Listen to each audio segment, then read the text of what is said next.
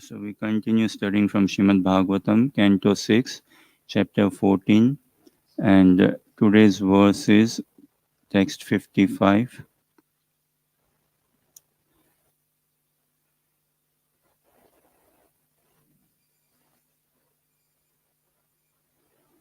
Nahi kramaschediha mrityu janmanoho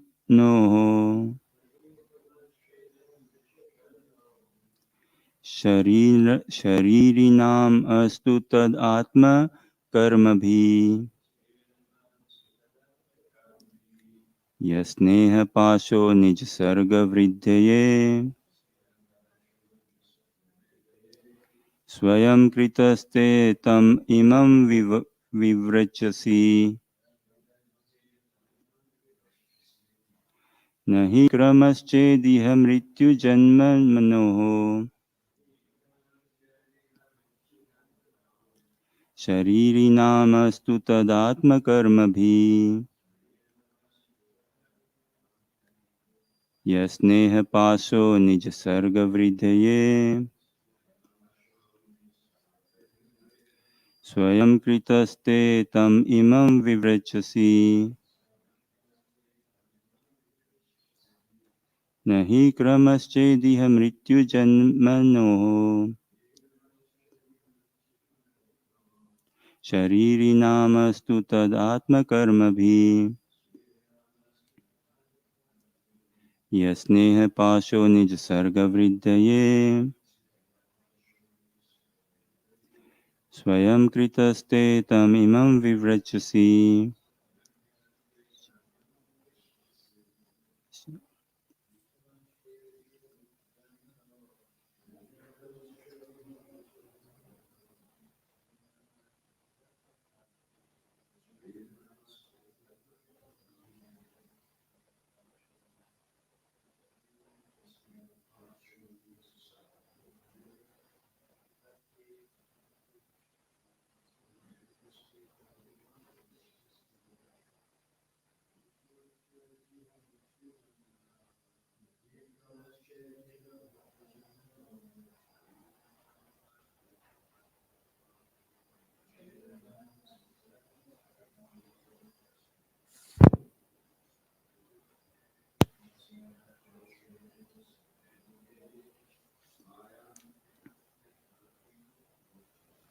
स्वयं कृतस्ते तमिमं विव्रजसि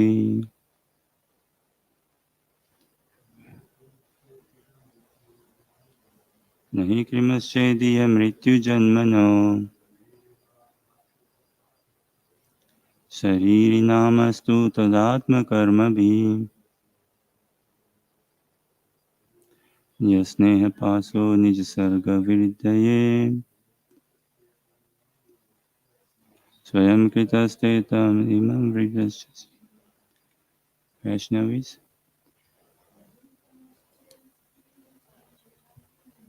नहि क्रमश्चेदिह मृत्युजन्मनो शरीरिणामस्तु तदात्मकर्मभिः यस्नेह Pasho निजसर्गहृदये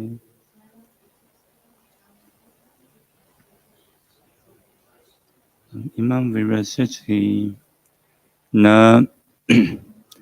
not he indeed krama chronological order chet if iha in this material world mrityu of death janmanoho end of birth sharirinam of the conditioned souls who have accepted material bodies astu let it be tat that atma karma bhi by the results of one's karma fruitive activities ya that which sneha pasa bondage of affection nija sarga your own creation vridhaye to increase swayam personally. Krita, made. Te, by you. Tam, that. Imam, this. Vivrashchasi, you are cutting. Translation Prabhupada by His Divine Grace A.C. Bhaktivedanta Swami Prabhupada Srila Prabhupada ki. My Lord, you say that there is no law that a father must die in the lifetime of his son, and that a son must be born in the lifetime of his father, since everyone lives and dies according to his own fruitive activity. However, if fruitive activity is so strong that birth and death depend upon it, there is no need of a controller or God. Again, if you say that the controller is needed because the material energy does not have the power to act, one may answer that if the bonds of affection you have created are disturbed by fruitive action, no one will raise children with affection. Indeed, everyone will cruelly neglect his children.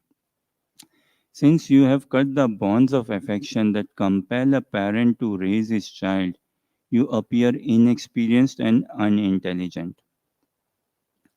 Purport. As stated in the Brahma Samhita, karmani nirdahati kintu cha bhakti bhajam. One who has taken to Krishna consciousness devotional service is not affected by the results of karma. In this verse, karma has been stressed on the basis of karma mimamsa philosophy, which says that one must act according to his karma and that a supreme controller must give the results of karma. The subtle laws of karma, which are controlled by the Supreme, cannot be understood by ordinary conditioned souls. Therefore, Krishna says that when one can Therefore Krishna says that one who can understand him and how he is acting, controlling everything by subtle laws, immediately becomes freed by his grace. That is the statement of Brahma Samhita, Karmani Nirdahati Kintu Cha Bhakti Bhajam. One should take to devotional service without reservations and surrender everything to the supreme will of the Lord. That will make one happy in this life and the next. वैराग्य विद्या निज भक्ति योगा शिक्षार्थमेक पुरुष पुराना श्री कृष्ण चैतन्य शरीरधारी कृपा बुधिर्य तमहं प्रपद्ये मूकं करोति वाचालं पंगुं लंघयते गिरिं यत्कृपातमहं वन्दे श्रीगुरुदीनतारणम् वाञ्छकल्पतरुभ्यश्च कृपा सिन्धुभ्यैव च पतितनां पावनेभ्यो वैष्णवेभ्यो नमो नमः जय श्री कृष्ण चैतन्य प्रभु नित्यानंद श्री अद्वैत गदाधर शिवासादि गौर भक्तवृंद हरे Krishna Krishna Krishna Hare Hare Hare Ram Ram Ram Hare Hare Hare Krishna. Kindly bless us so we can discuss Srimad Bhagavatam, the highest attainment for one's life, one's ultimate goal and purification. So continuing with this study of Srimad Bhagavatam, King Chitraketu's lamentation, and every episode is very fascinating. And here at this time, it is the queen who is saying this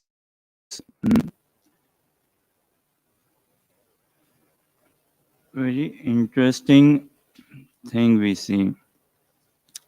So in spiritual settings, um, when there's like grieving of like this, grieving someone passes away, uh, lots to learn.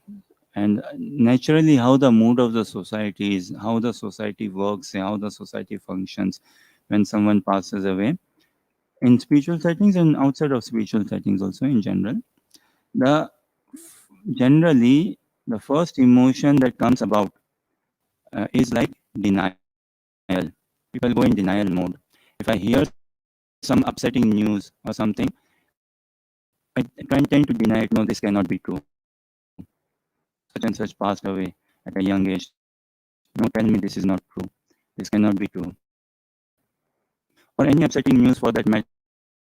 There was a burglar in the house. No, this cannot be true. This cannot happen to me. We tend to deny. We want to shy away from the reality, or we go in a denial mode. And once we somewhat recuperate with denial mode, then comes next anger. Come to the reality, okay, house is burgled, some burglary is done. I've come to some reality that someone has passed away. I've come to some reality, okay, that such a thing had happened. And I didn't expect it, I didn't desire it, I didn't want it. So first I tend to deny. And when I recuperate with denial, then I go in angry mode, anger. Why? Why did this happen? Why? And we see here the queen and the maidservants.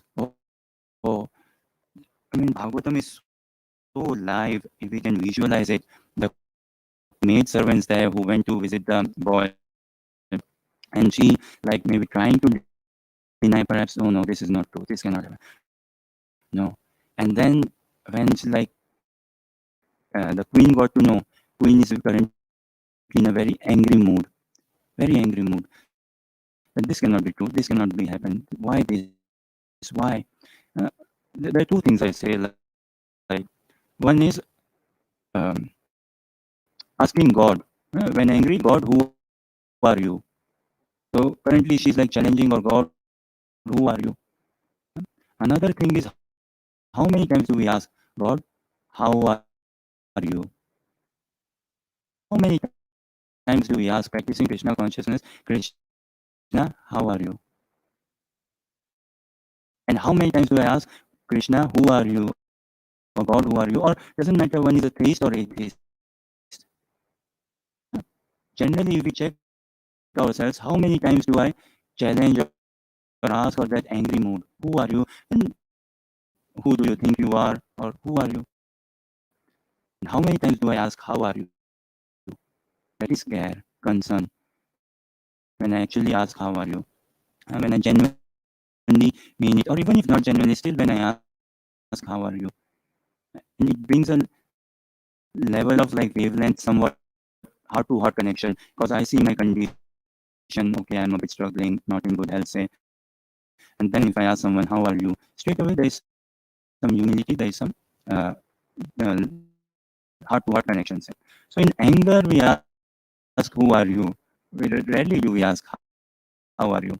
So here the queen, in very angry mood, that why did this happen to me? Why me? What wrong did I do? And you are inexperienced, you appear inexperienced and unintelligent. And this is a upon curse, or say upon God. Why this thing? And once we deal with anger, then next comes doing some negotiation or some bargaining. See again, say house got burgled, lost my job, say, or death, someone close died, passed away. Then negotiation with God. Why had you to take my son? Why not me? My son is just 1 year old, 2 year old, 1 month old, 5 year old. You should have taken me. Why not my son? Why did you stole things from, say, my wife's wardrobe? Why didn't you take my things? Why this? Why not? Why did you have to take my job in this way? Could you not have done it that way? So next comes is like somewhat negotiation, somewhat striking some deal, some conditions with God. Why like this? And this is true you say in argumentative settings also. We have conflicts, some arguments, some dealings. Doesn't matter again, atheist or theist. Doesn't matter. In general settings, denial is what one we want to go, and soon angry mode, and then soon what? There's negotiation. Why not like this? Why like that? Could have done it like that. Could have done like that. This could have is a very interesting thing. Could have my life could whole be stuck in the entire life. When say if I happen to be turning 90 one day, the still life could have been. The prime minister could have done this, right? He could have done like that. This could have is a very dangerous mentality. And where do I stand? I should be living, should have or could have. So the queen here, she's like in angry mood. And then negotiation comes later on. Why my son? Why not me? Why my son-in-law? Why not me? On those lines. And once one is recuperated with anger also, once anger is a bit subdued, calm down. Once one is a bit subdued or recuperated, recovered say from negotiation, then comes depression, sadness, or sobbing or crying. And very much in grieving process. This is why in cultured setting, like the grieving process generally in India, say like 13 days of there is mourning process. In UK also in places there are days for mourning process, and it is to emphasize on the value of this human form of life. And that those 13 days, family members, friends, relatives come together and see that to begin with, I'm not this body, I'm a spirit soul, and assess one's life goal, aspirations, where are we heading, what do we want to do. Generally, in Indian settings, a priest comes then, and in the morning, grievance time, he reads from Garuda Puran and other Puranas, and that reading is okay. It is for the benefit of the person who passed away, but more so, it is for the benefit of the audience who is there to listen out of it. Srimad Bhagavatam, Parikshit Maharaj, Sukdev Goswami, them are all anyways pure devotees of Krishna. It is their kindness, their mercy, their blessing that they are giving us. And this is for my personal benefit to take it on. So then comes the stage of depression or crying or sobbing. That yes, this has happened. I cannot deny it. I will not deny it anymore. And well, I've done with my anger. I vent it out. And okay, enough of negotiation as well. Now do what? Cry, depressed. And depression and crying also more. There's an element of self-centeredness also there. Now what will happen to me once my son is passed away? How can I live? My husband has passed away. How can I live? My husband has passed away. How can I live? My daughter passed away. My wife passed away. How can I live? How can I function? How can I go back to job? How can I go to life? So that depression very much crying. And once one again is recuperating or coming to terms with depression and settle down, finally comes what? Finally comes acceptance. Acceptance. Yes, I accept this reality. Uh, Finally comes acceptance, and it is only when I accept, when I come to terms to reality, come to terms with acceptance, only then I can move forward in life. Only then I can take a next step in life. If at all I'm stuck in denial mode, if at all I'm stuck in anger mode, in depression mode, or negotiation mode, I cannot move forward in life. No. And how do we come to terms to acceptance? How do we come to terms to this reality? Only when we take shelter of the lotus feet of Lord Shri Krishna. Only then. This is what Krishna says to Arjuna in Bhagavad Gita. Arjuna says, right? Krishna says, like, asochan anvasocastam pragyanvadam shabhasasa gatasuna gatasumsha na anusochanti pandita. You are lamenting for something which is not worth lamenting. You are crying for something which is not worth crying. Further places, come to terms with reality and accept. And acceptance would come about when we take shelter of the lotus feet of Krishna. Tatya anukampam susamikshamana. Bhunjana ivatma kritam vipakam. So when I accept that whatever is ordained is by the will of providence, by the will of universe, by the will of Krishna. But that acceptance just come about like that, right? For that to come about, I have to be in a relationship with Krishna. I have to be in a relationship, and relationship by say default, the relationship means it has to be a loving relationship. It has to be a loving relationship. Then we can come to acceptance, comes with acceptance in life, and then move on, move further. The queen here, them here, The whole maid servants, the king going through this grievous process. Another interesting things in this process, na? Because our reality in life is very much in line, in tune with expectations, with my personal expectations, and that may not be in tune with the real reality of life. So wherever there is a clash of expectations with the real reality, it is always troubling, it is always hurting. And this is why Krishna teaches us that come to acceptance level, Arjuna. And when we take Krishna as the Supreme Personality of Godhead, then we can shift kind of from my personal expectation to acceptance. Desires are a heavy thing, karma is a heavy thing. Shall I say one more thing? What is the most played game in this world? The most played game, the most uh,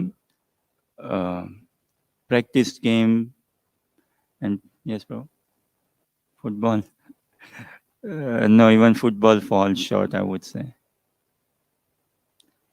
The most played game, the most practiced game, and many love it also.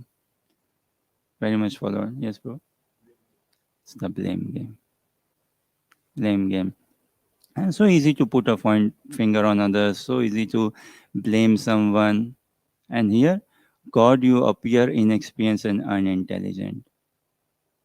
It is very easy to blame someone, uh, maybe someone who is higher up the rank, so easy to blame the prime minister.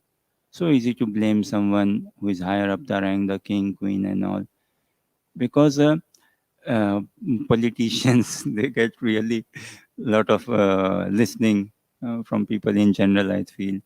Celebrities and also very easy to put a finger on someone else, very easy to blame someone, easy to blame child, also easy to blame elderly as well, and not taking more initiative, more responsibility, more understanding. And because I'm carrying lack of knowledge, all this boils down because I do not live in a relationship with Krishna, because I do not understand, is there more to life than matter? Hmm? Who is the life of the universe?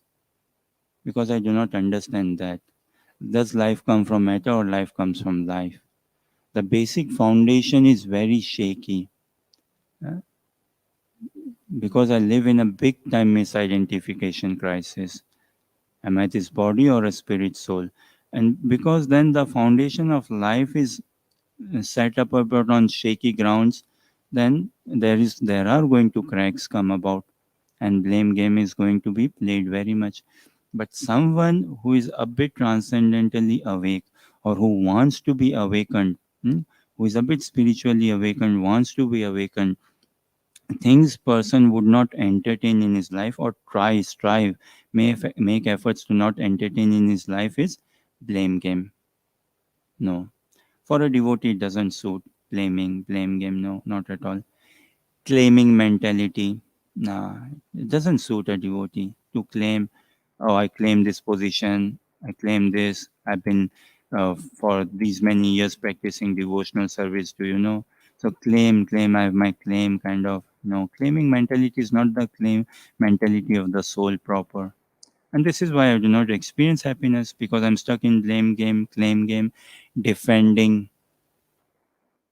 Again, this is not the quality of a soul to prove, to defend, hmm, to justify, to explain, to show, to demonstrate.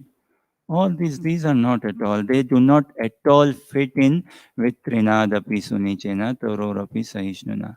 Amanina Mandena Kirtanya Sadahari. Nowhere at all it fits in with that. And I need to assess on a daily basis if I can remember day one when I came into Krishna consciousness, when I met devotees, met books, met prasadam, the day one. My faith may not be there in day one, taking into Krishna consciousness, but gradually a time would have come when it naturally coincided, it naturally synced in with my faith. in practicing Krishna consciousness. So if I can always keep that in mind, say initial days in practicing Krishna consciousness, why did I take into practicing Krishna consciousness? Generally, also, I find when we take into Krishna consciousness or take into ISKCON, first we may be wary, which is fair enough, because oh, institution or people, you don't know what happens behind the curtain, so many things. Uh, I am such a conditioned person. I don't chant, I don't read, I don't associate with devotees, no proper clue of life, but I try judging others. Oh, look at him, look at her, how good they are, and all. So initially, this may come about that no, I want something pure. But I myself am not pure. I do not understand what is purity, but I want something pure. Shri Shri Koranta Mayapur Sachi ki jai. Uh, And when I go on the other side of the fence, as in when I take into practicing Krishna consciousness, then I lose kind of checking myself in terms of my integrity, purity, and further on my devotion. So it is always, I personally find it the when I somewhat it interlinked with my heart practicing Krishna consciousness, I should always ask myself, why in the first place did I take into this practice? Why in the first place did I have such a makeover? Such a complete makeover. Even many artists do not struggle to have this sort of makeover, this makeup and everything. So why in the first place did I go with this? And is the aim I started with and the aim I have, are they still there? Because naturally, I think when we started, say, we started to becoming pure, we started to serve, we started to, oh no, bring about a change, and this is the thing, liberation, this is the thing, Prabhupada's books and everything. Yes. No, I don't want. I want to be humble very much. Initial days of Trinadapi Sunichina strikes so much. But later on in the path somewhere, where do I stand now? So going back to basics, Krishna consciousness is going back to basics as in coming to my original reality, original consciousness. Otherwise, there's hundreds and thousands of reasons to get deviated or to blame or to not take responsibility or uh, to find faults and so many excuses. Again, like devotees say, right?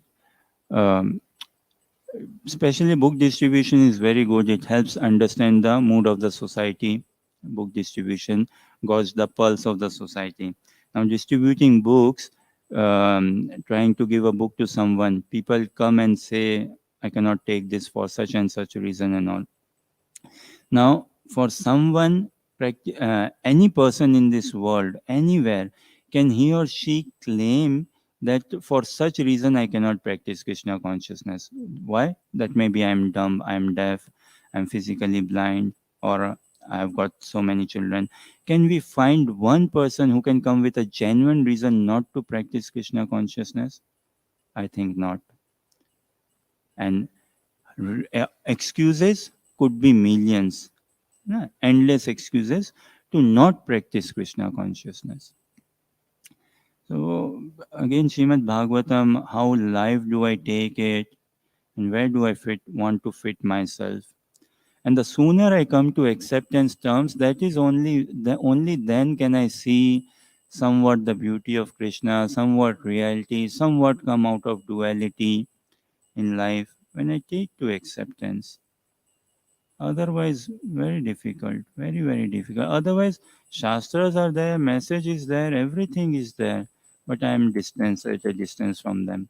I might know this shloka, karma nidahati kintu cha bhakti bhajam govindamadi purusham tamaham bhajami.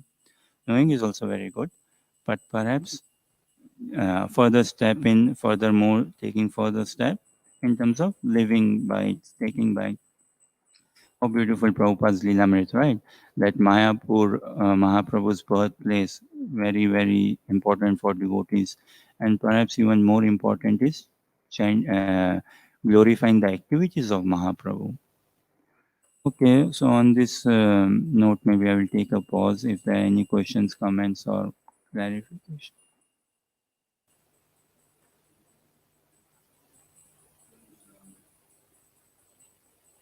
maybe you can answer them. But the Queen was saying affection should be allowed to overcome fruitive activity.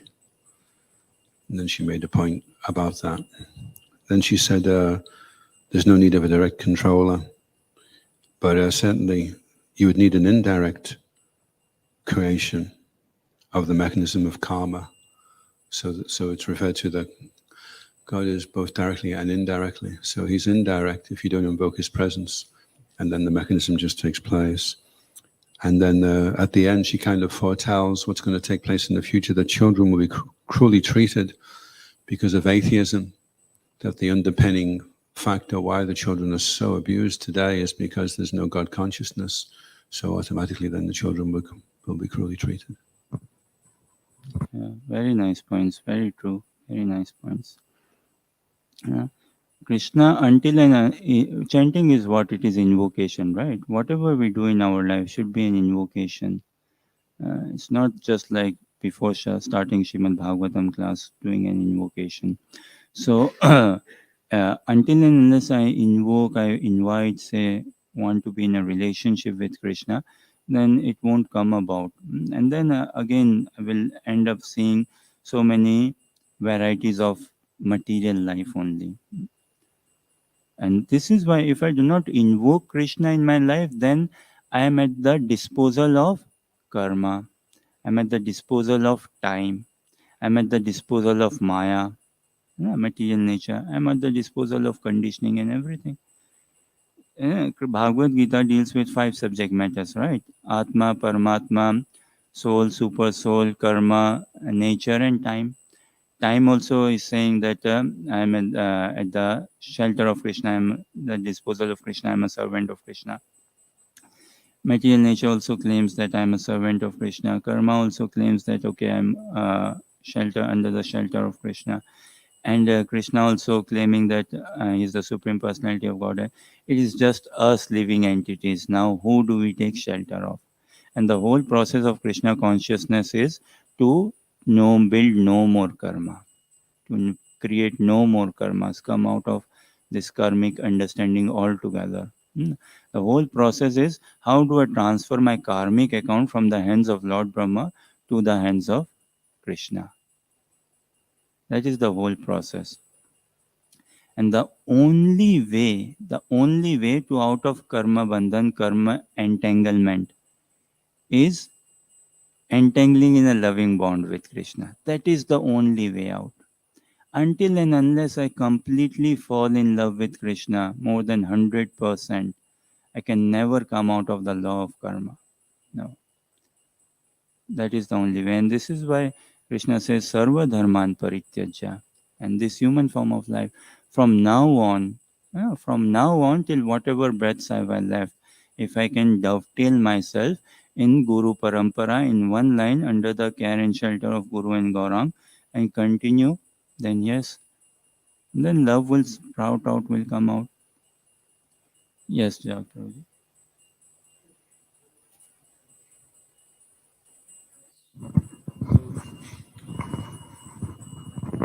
In the Prabhupada Lilamrita, Srila Prabhupada was saying that the place of activities is more significant than the place of birth, in the sense of, I mean, Mayapur is also a place of activities as well, but so when you were talking about like the goal of life is to Trinadapi Sunichana, become fully engaged in mind, body, words, devoted to Krishna. And but in terms of Srila Prabhupada's statement there about the activities of Krishna, so Srila Prabhupada does actually say that ISKCON is an incarnation of Krishna, or it's that the Sankirtan movement is like Krishna's activities in Kali Yuga. And just as when we're worshipping the deity, then we're very attentive to the different details. And if it's our responsibility to manage the deity worship, then if we see some impediment there in the deity worship, then it may appear to be an act of criticism, but it's actually an act of devotion to want to correct it. So I was just wondering if you can talk a little bit about our collective responsibility of members of ISKCON to actually perform that service now in Kali Yuga, and how do we, is it, can that, so there may appear to be blaming going on, but if the intention is to actually, if the intention is to make that vehicle of service to Krishna like a better vehicle for the devotees and for the non-devotees, then how do we know that we're in the proper line, and how do we avoid blaming in that circumstance? Thank you, Prabhu. Yeah, good practical question, but I would say I definitely fall short, and I'm in no position to, like, say how devotees worldwide and kind of ISKCON functions. I'm still very much learning, but in my little understanding, at a very general, say, my conditioned human level, few things. Well, on this thing, right? Significance of more of the birthplace and the more of Prabhupada's like significance of our activities of Gauranga Mahaprabhu. So yes, for us sadhakas, Prabhupada said what? Work first, samadhi later. Something like that, right? First work, samadhi later. For us, distribution is the samadhi, book distribution is the samadhi, preaching is the samadhi. Yeah.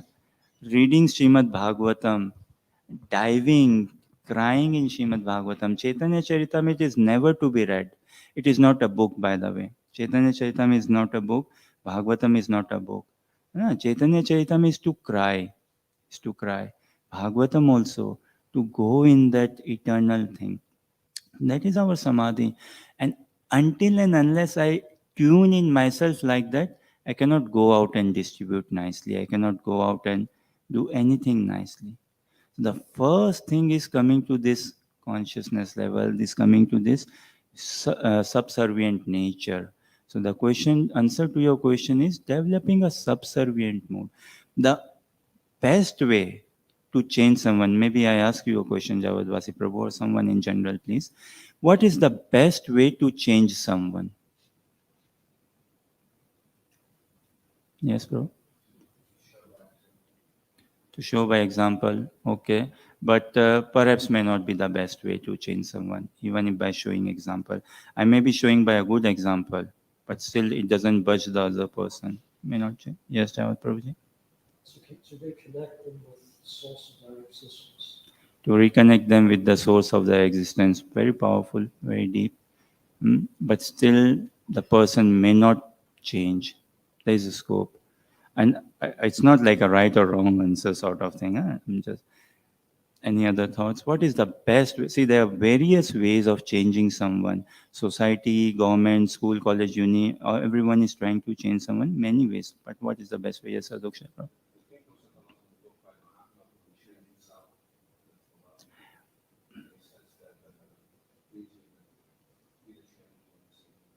Sure.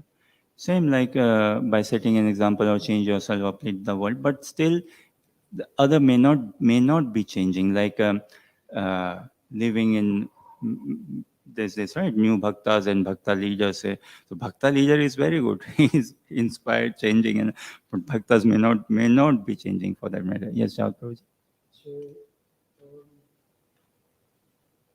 So like pray and very strongly desire that they themselves come to the conclusion that they need to change themselves. Very good. Again, very lofty, very philosophically, very high. Shall I say the best way to change someone is by giving love to that person. When I show my love, when I show my care, concern, direct level to that person. And this is something perhaps outside of philosophy also. And this is perhaps practical also. When I try to touch the person's heart, when I genuinely care, concern, have that love for that person, and I don't need to impose love. Love is something can never be imposed. Love is something that I don't need to say or share or tell. My darling, I love you, sort of thing. No? Love is something. So when I really love for by loving the person will change. That is the way. Prabhupada changed, right? And by change we mean evolved. Change we mean excel. Hmm? Upgradation. Yes, Prabhupada.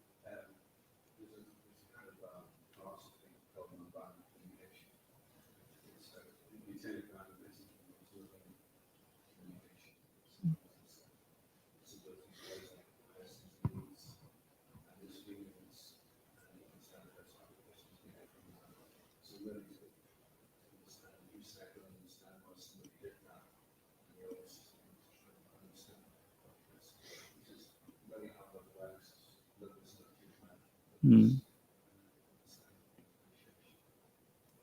Yeah. All this is not to be in theory. Well, to begin with in life, everything begins with theory. So, theory is very essential, but theory is not the end of it. Next is coming to practicality of it. And such a painful thing to see 8 point whatever billion this world population. Many people do not even come to this theoretical understanding as well. So painful. Yeah, for someone, a saintly person, Prabhupada, was so painful to see people are taking birth and earning money, living their life and living the world. So us sadhakas have a great, great responsibility.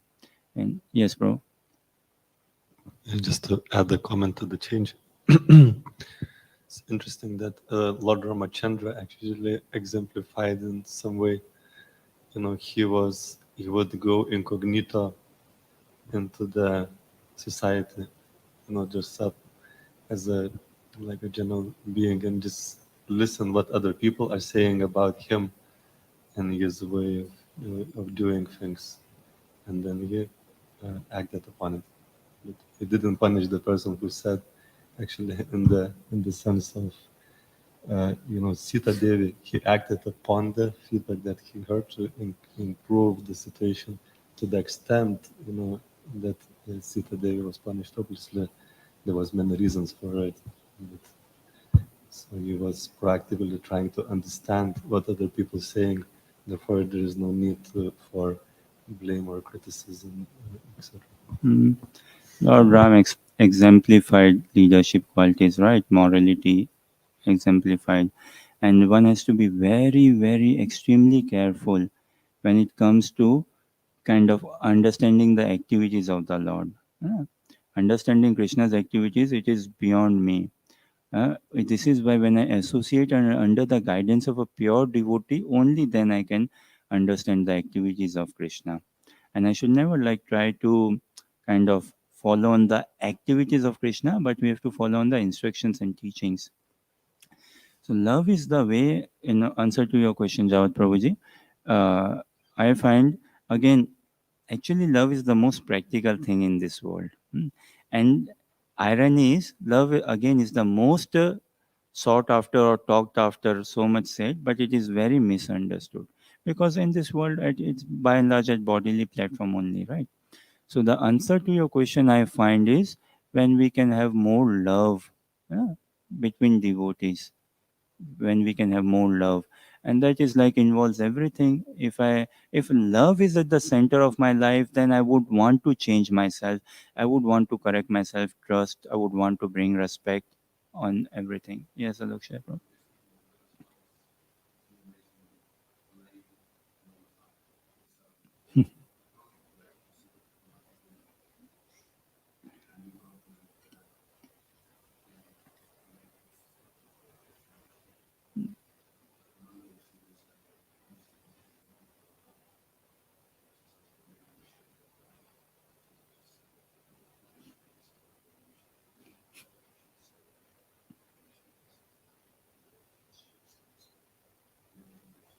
Mm. Yes, yes. Prabhupada said, no, love means service. Devotees going out doing book distribution, it is their love. it is a bit misunderstood or misjudged by common person. Oh well, these them Hare Krishnas, they are not doing yoga, they are not doing samadhi, nirvikalp samadhi, this samadhi, that samadhi. Have you tried this? Oh, did you have that experience? Did you? Our devotees, those are going out in the winter and summer, wherever, distributing books. They are doing the highest samadhi. Say, one can get into real samadhi. Yes, Prana bro.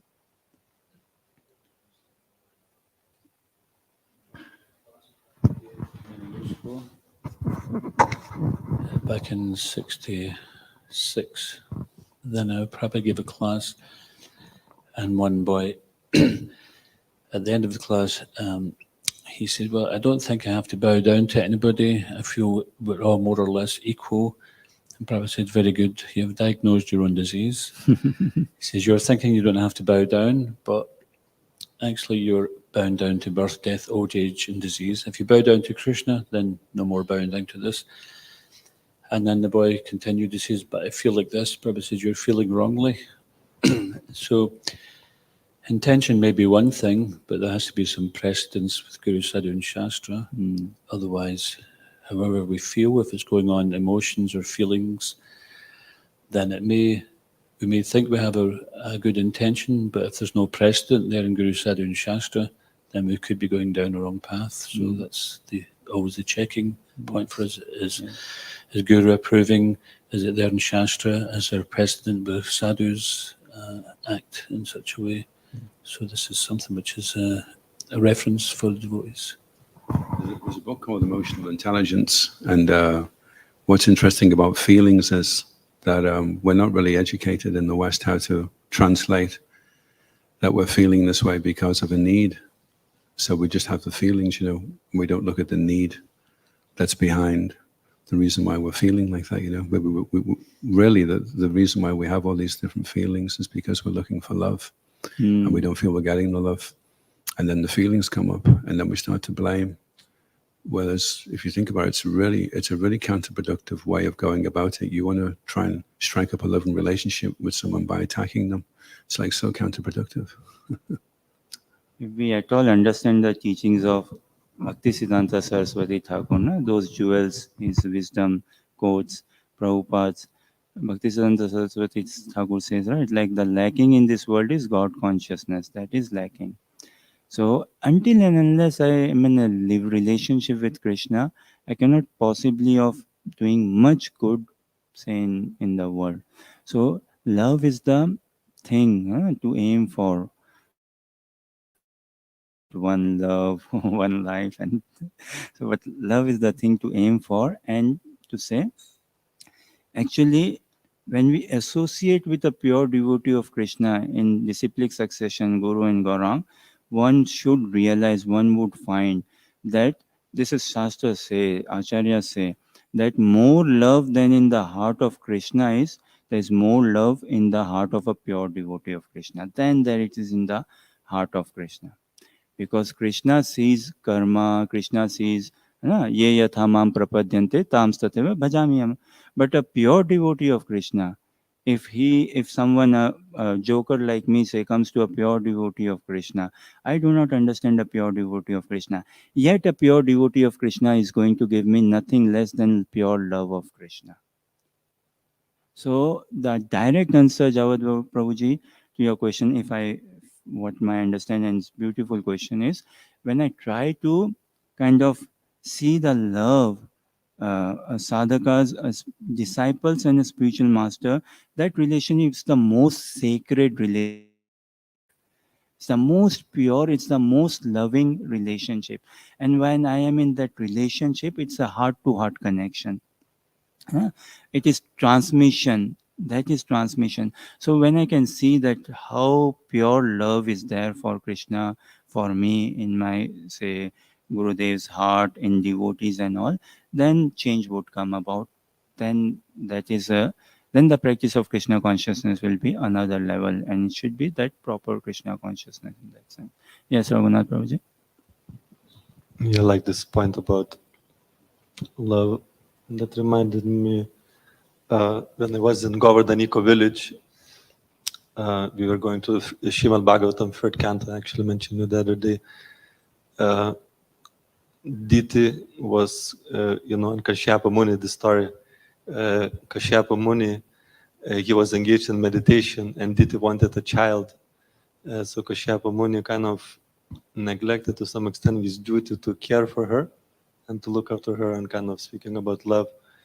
And actually, the devotees there in the course explained that the reason why she kind of seduced him, you could say, like a worst came out after her, because her need for a child was neglected. So like the worst has came out of her.